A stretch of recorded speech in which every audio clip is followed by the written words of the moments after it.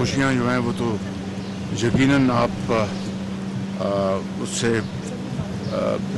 نابلد ہیں. جیل ہو اور عید یقیناً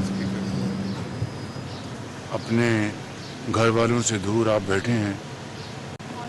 میری طرف سے آپ سب کو عید مبارک، اس دعا کے ساتھ کہ اللہ تعالیٰ آپ کو جلد یہاں سے رہائی دلوائے اور آپ ایک اچھے پاکستانی بن کر آپ واپس جب جائیں اپنے گھروں میں تو آپ کو اللہ تعالیٰ ہمت دے اور توفیق دے کہ آپ اپنے گھر والوں کی اور اپنے علاقے میں جو بھی آپ خدمت کر سکتے ہیں آپ کریں.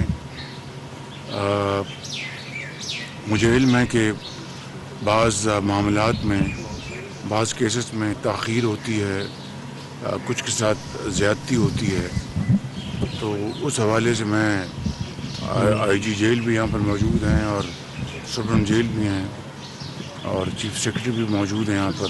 میں ایک مرتبہ پر آپ سب کو عید مبارک پیش کرنا چاہتا ہوں. مجھے علم ہے کہ جیل کے اندر عید کے کیا معنی ہیں. آپ اپنے پیاروں سے دور ہیں اور وہ آپ کو یاد کرتے ہیں، آپ ان کو یاد کرتے ہیں. تو میں بھی قیدی رہا ہوں تو مجھے اس کا اچھی طرح احساس ہے. میری دعا ہے کہ اللہ تعالیٰ آپ کو جب گھر لے جائے، یہاں سے جب آپ رہا ہوں تو پھر آپ اپنے خاندان کی بھی اور اپنے علاقے میں جو بھی خدمت آپ ادا کر سکتے ہیں ادا کریں. اور یہاں پر اگر کوئی مسائل ہیں، اگر کوئی مشکلات ہیں تو میں آج آیا ہوں آپ کو ملنے. میرے دورے کا مقصد بھی یہی ہے. تو میرے ساتھ جو جیل کے جو حکام جو موجود ہیں اور حکومت پنجاب کے حکام موجود ہیں، تو اس میں اگر آپ کو کوئی مسئلہ ہے، کوئی شکایت ہے، مجھے بتائیں.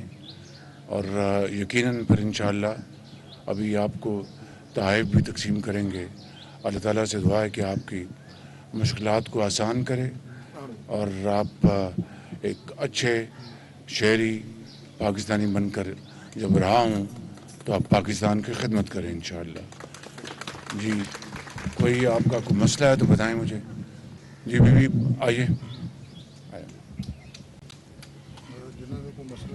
صاحب میڈم جی کیا مسئلہ؟